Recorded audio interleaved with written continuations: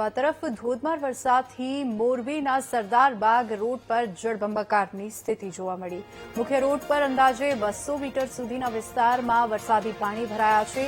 અનેક વિસ્તારોમાં પાણી ભરાઈ જતા જનજીવન પ્રભાવિત થયું છે।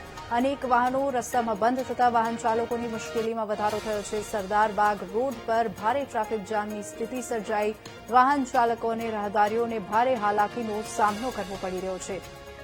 તો નીચાણવાળા વિસ્તારોમાં પાણી ભરાતા ફરી એકવાર તંત્રની કામગીરી સામે અનેક સવાલો ઉઠી રહ્યા છે।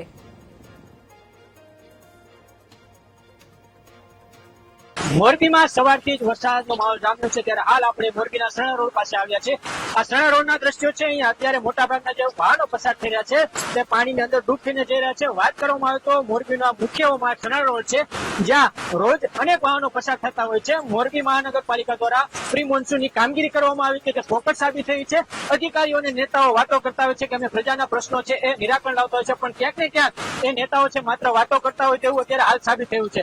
અહીંયાથી જે વાહનો જે પસાર થઈ રહ્યા છે તે પાણીમાં ડૂબ થઈને નીકળી રહ્યા છે એટલે ક્યાંક ને ક્યાંક મહાનગરપાલિકા તંત્ર દ્વારા જે કામગીરી કરવામાં આવી છે તે ફોકસ સાબિત થઈ છે। મોરબીનો જે મુખ્ય જે માર્ગ છે અહીંયાથી અનેક પ્રકારના વાહનો જે પસાર